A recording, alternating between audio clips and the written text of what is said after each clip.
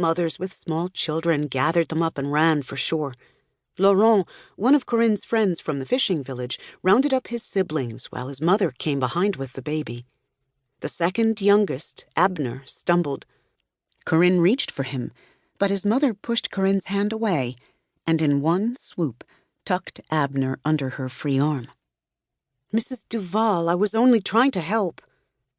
Laurent's mother cut a fearful glance at Corinne, and Corinne's face burned with embarrassment. Maybe it's just the earthquake, Corinne thought. But it wasn't. She had been getting looks like that for months.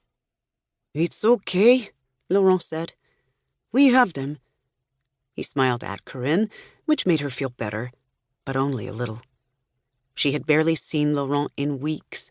His mother always found some chore for him to do any time they were about to play. Corinne ran toward the waves. "Buki! Malik!" she shouted. The boys' heads bobbed up out of the water. They were still fighting over the shell. "Get out!" Corinne yelled. "Get out of the water!" At the water's edge, the waves pulled back as if the ocean were being drained. She ran to the boys with wet sand sticking under her feet. The edge of the water went farther and farther out, taking Buki and Malik with it.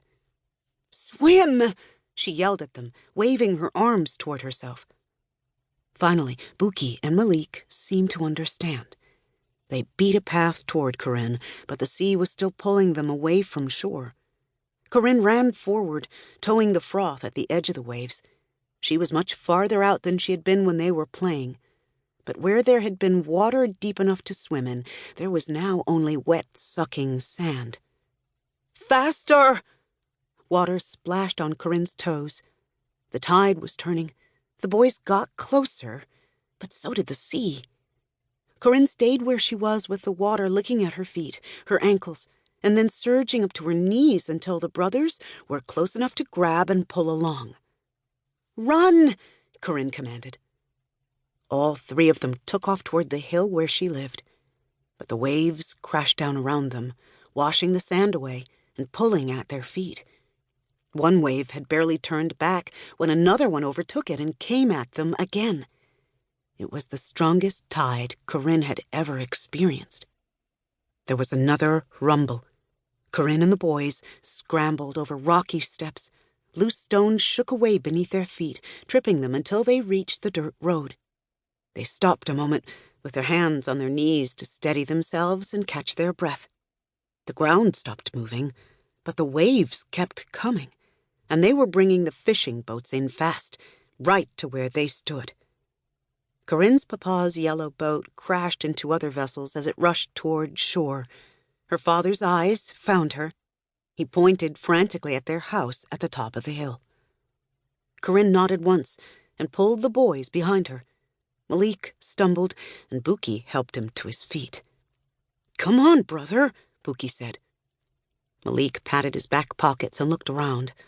His slingshot spun on the surface of the water. He reached for it, but it was drawn down a muddy whirlpool. "I'll make you another," Buki said, as he made sure he still had his own. They continued up the hill and paused near the house to look over the beach, which was now covered in brackish water, tree limbs, and splintered wood. A small brown object, round like a bare head, bobbed by, and for a moment Corinne's heart stopped. But there were others, green ones, yellow ones. Coconuts, Corinne realized with relief, all drifting in the water. As they floated, Corinne saw a couple of them get sucked under like Malik's slingshot and disappear. She looked to the pileup of boats that had run aground, but her papa's was not among them. Chapter 2. An Opening in the Sea. Beneath the tangle of boats and nets, the ocean floor quivered. Sand rose up, muddying the water. Schools of fish were shaken out of the coral. Rocks covered in barnacles and layers of sediment dislodged and knocked against each other. As they tumbled, they opened hidden chasms, like a bottle finally free of its cork. In the darkness of a newly opened chamber, a gnarled